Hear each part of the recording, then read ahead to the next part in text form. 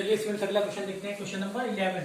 In triangle ABC angle A is equal to 90 degree, AB is equal to AC, bisector of angle A meet BC at D. Prove that BC is equal to twice of AD. यहाँ देखिए statement क्या कह रही है, triangle ABC, देखिए एक triangle ABC है, ABC एक ट्रायंगल ABC है, एंगल A क्या है 90 डिग्री, तो एंगल A कहाँ है, देखिए यहाँ पे लिया गया 90 डिग्री यानी राइट एंगल। उसके बाद AB is equal to AC, AB ये साइड और AC ये साइड, ये दोनों साइड क्या है, इक्वल है।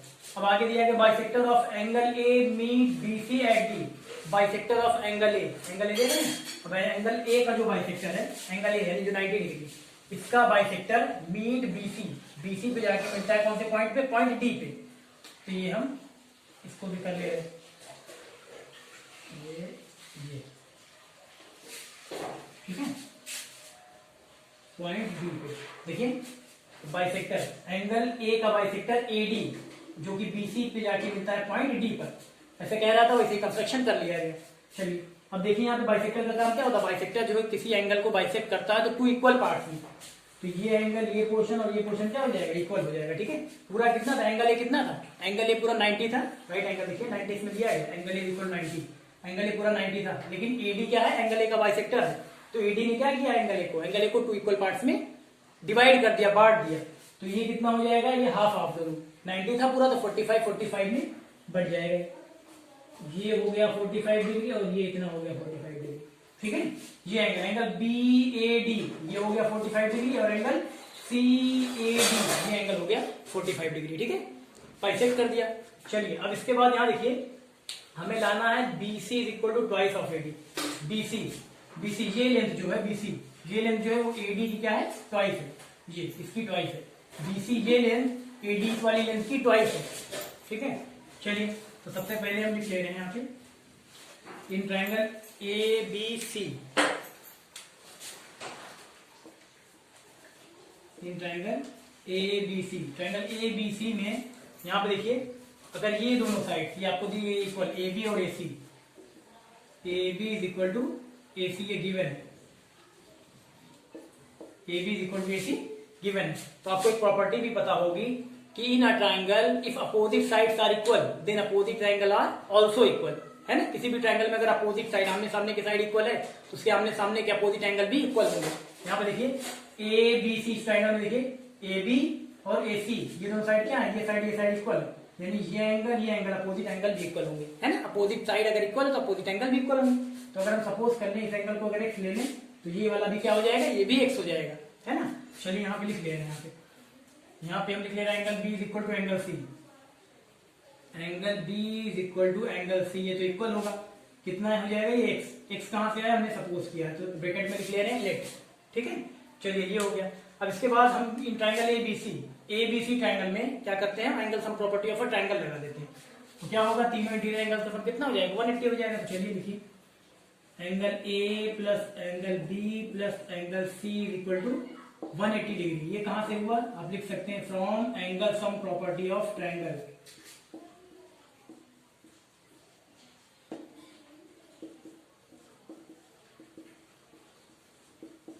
चलिए angle sum property of a triangle.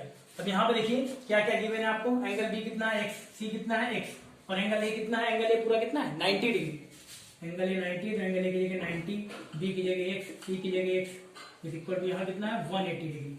तो यहाँ पे हो जाएगा 90 plus 2x, 90 degree plus 2x is equal to 180 degree, तो हो जाएगा यहाँ 2x is equal to 180 minus 90 हो जाएगा, 2x is equal to 180 minus 90 हो जाएगा, तो यहाँ आ जाएगा 2x is equal to 90 degree, यानी x इज इक्वल टू आ जाएगा 90/2 यानी x की वैल्यू कितनी आ गई, x की वैल्यू आ गई 45 डिग्री, x की वैल्यू कितनी आ गई 45 डिग्री, यानी ये एंगल दोनों क्या होंगे 45 होंगे।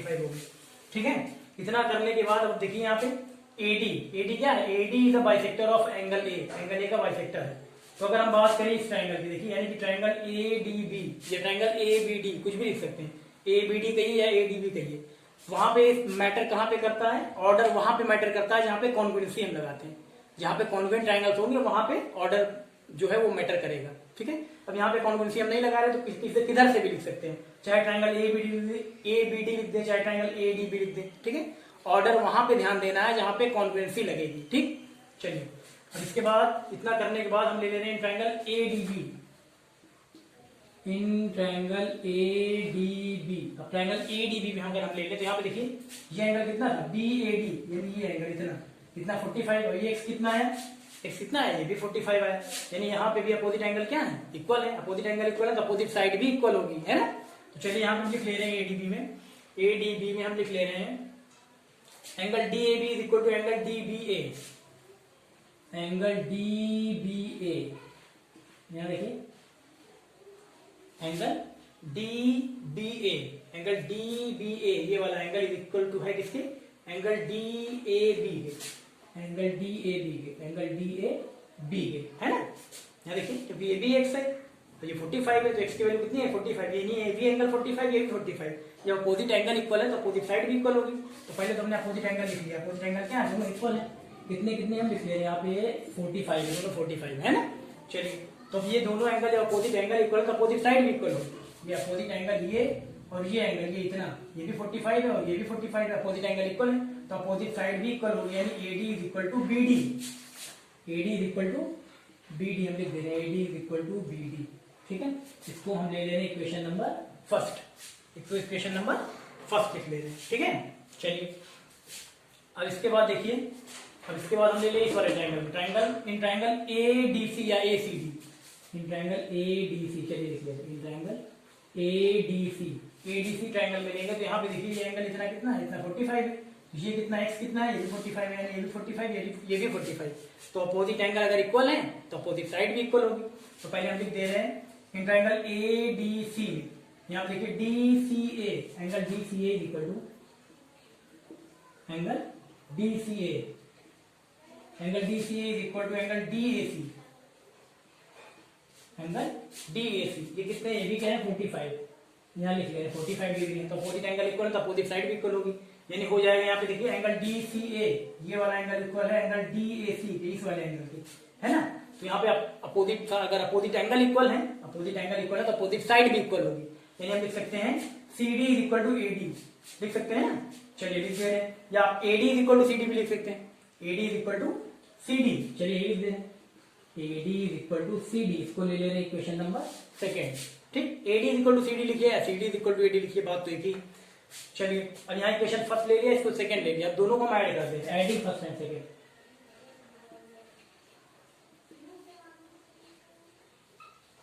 एडिंग फर्स्ट एंड सेकंड, यानी दोनों इक्वेशन को क्या करेंगे, ऐड कर देंगे।